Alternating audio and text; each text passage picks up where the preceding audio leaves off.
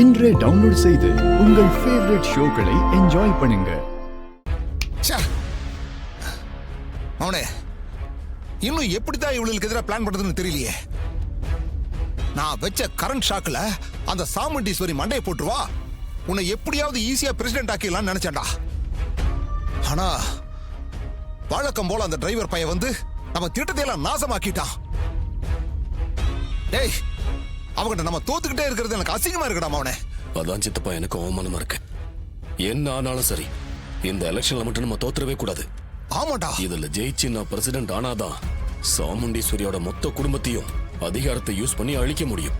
சித்தப்பா, என்ன விலை கொடுத்தாவது நம்ம ஜெயிச்சே ஆகணும். ஆமாடா. என்னடா நமக்கு சின்ன ஒதுக்கிட்டாங்கண்ணே. டேய், நான் பூந்தொட்டி சின்ன கேட்டிருந்தேன், அதான ஒதுக்கிருக்காங்க. இல்லண்ணே, வேற சின்ன ஒதுக்கிருக்காங்கண்ணே. வேற சின்னமா? என்னடா சின்னம்? அதை சொல்லவே எனக்கு கஷ்டமா இருக்குண்ணே. என்னடா ரொம்ப லெங்தா கொடுத்துட்டானுங்களா? சொல்லவே கஷ்டமா இருக்கா? அப்படி என்னடா சின்னம் கொடுத்துருக்காங்க? அண்ணே, குப்பை தொட்டி சின்னமுண்ணே.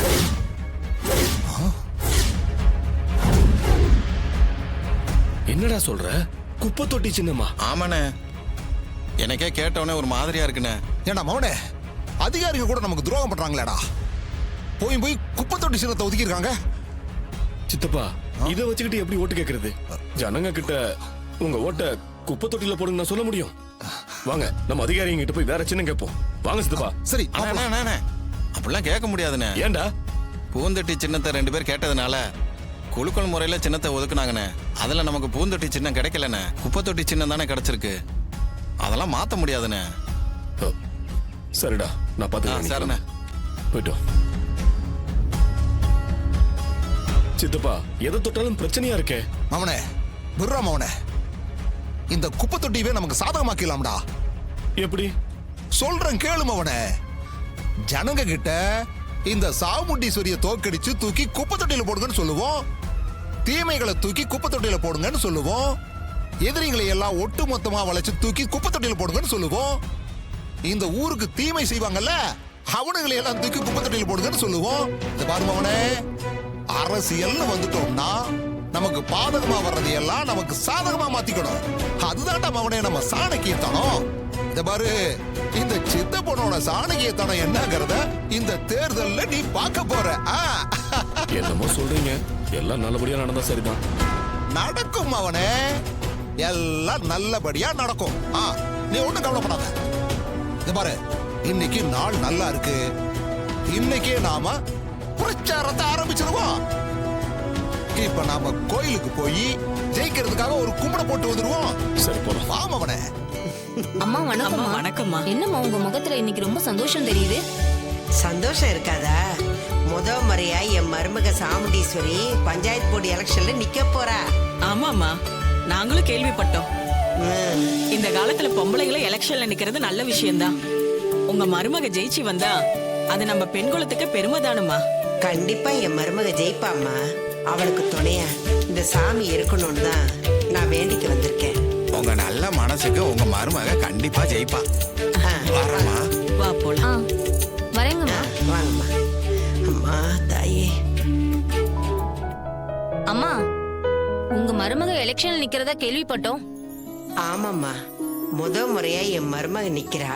நீங்க எல்லாரும் தான் அவளுக்கு ஆதரவு கொடுத்து ஜெயிக்க வைக்கணும். அதெல்லாம் விட்டுருவோமா, கண்டிப்பா அவங்கள ஜெயிக்க வைப்போம். சரிம்மா. வரமா. அம்மா தாயே, நீதான் துணை இருக்கணும். நீ எலெக்ஷன்ல நிக்க போறதா கேள்விப்பட்டேன். நீ கண்டிப்பா எலெக்ஷன்ல ஜெயிக்கணும்னு தான் நான் கோயிலுக்கு போய் அம்மன் கிட்ட வேண்டிக்கிட்டு உனக்காக அர்ச்சனை பண்ணிட்டு வந்திருக்கேன். உனக்கு பிரசாதமும் எடுத்துட்டு வந்திருக்கேன். அதுக்குள்ள என்ன திட்டுறியம்மா? இத வச்சுக்கிட்டு போ, நீ கண்டிப்பா ஜெயிப்ப. நீ வேண்டிதான் நான் ஜெயிக்கணுங்கிற நிலைமையில நான் இல்ல. எனக்கு எப்படி ஜெயிக்கணும்னு தெரியும். முதல்ல வெளியே போ. இத பாரு, நீ ஜெயிக்கணுங்கிற நல்லெண்ணத்துல தானே நான் கோயிலுக்கு போயிட்டு வந்தேன். அதுக்கே இப்படி கத்துற? உன்னை நான் ஒண்ணும் போக சொல்லலையே. நீயா இப்படி ஏதாவது செஞ்சு இங்க வந்து ஒட்டிக்கலான்னு பாக்குற? அது நடக்காது.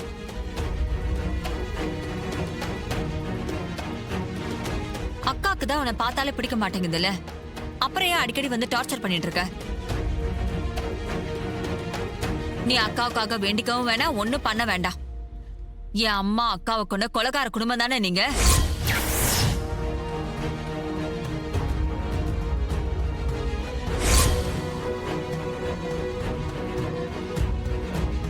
உங்களோட எந்த ஒட்டு உறவும் இருக்க கூடாதுன்னு தானே நாங்க தனியா இருக்கோம். என்னைக்காவது நாங்க உன் வீட்டு பக்கம் வந்திருப்போமா? நீ மட்டும் எதுக்கு அடிக்கடி வந்து தொலை பண்ணிட்டு இருக்க? முதல்ல இடத்த காலி பண்ணு. சந்திரா, விட்டா வாய்க்கு வந்தபடி ஓவரா பேசிட்டு இருக்க. எங்க அம்மா வயசானவங்க, கொஞ்சம் கூட மரியாதை இல்லாம பேசுற. என்ன கேட்கறதுக்கு ஆள் இல்ல நினைச்சியா? நான் இருக்கேன்.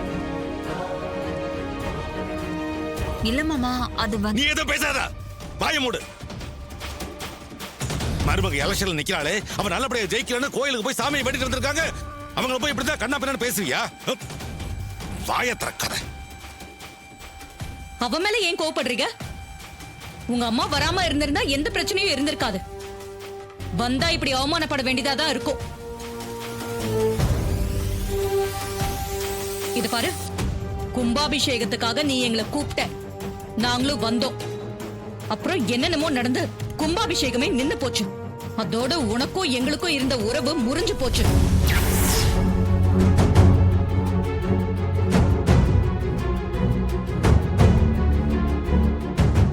இனிமே நீ யாரோ நான் யாரோ. இனிமே நீ எங்க வீட்டுக்கு வராத, நாங்களும் உன் வீட்டுக்கு வர மாட்டோம். நான் இப்ப கோயிலுக்கு தான் போயிட்டு இருக்கேன். நான் ஜெயிக்கணும்னு நானே வேண்டிக்குவேன். நீ எடுத்துட்டு வந்த சாமி பிரசாதத்தை எடுத்துட்டு போ. இங்க யாருக்கும் இது வேண்டாம். மாப்பிள்ள, வாங்க கோயிலுக்கு போலாம். என்ன வேடிக்கை பார்த்துட்டு இருக்கீங்க? உள்ள போங்க.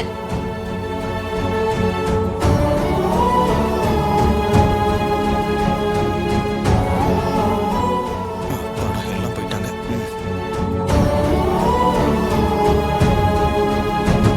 பாத்தியா, உன் அத்தைக்காரி எப்படி எல்லாம் பேசிட்டு போறான்னு. பாத்தியா, உன் அத்தைக்காரி எப்படி எல்லாம் பேசிட்டு போறான்னு. என்ன அவ புரிஞ்சுக்கவே மாட்டாளா? நான் நல்ல விஷயமா தானே வீட்டுக்கு வந்தேன். அத கொஞ்சம் கூட காது கொடுத்து கேட்காம என்ன இஷ்டத்துக்கும் பேசிட்டு போறாயா? எப்பதான் இதெல்லாம் மாறும்? நீ எத்தனை காலத்துக்கு தான் இப்படியே இருப்ப? அவ பாட்டி, ஏன் பாட்டி இவ்வளவு விரக்தியா பேசுறீங்க? முடியலையா? தாங்க முடியல. எனக்கும் வயசாயிட்டே போதியா. என் காலத்துக்குள்ளரவாவது நம்ம ரெண்டு குடும்பமும் ஒண்ணு சேரணும்னு நான் ஆசைப்படுறேன். இந்த கிழவி ஆசைப்படுறது தப்பாயா? அப்படி நான் ஆசைப்படக்கூடாதா?